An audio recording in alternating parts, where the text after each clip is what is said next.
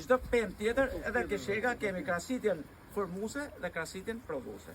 Krasitja formuese zakonisht është vitin e parë të mjedhës deri në 3-4 vjet, se sheka mas 3-4 vjet në prodhim. Shekën mund të marrë me 2-3 deg poshtë, ose me një trunë kryesor dhe forma kupar. Fillon hiqen degët e thata. Mund të ketë deg thyra nga era, nga pesha e madhe, nga prodhimi, ose mund të ketë edhe një deg të smuar. Po kishte qenë një deg këtu, për arsye të ndryshme, kjo e ka heqë. Do ta kishte një deg këtu. Kjo këtu.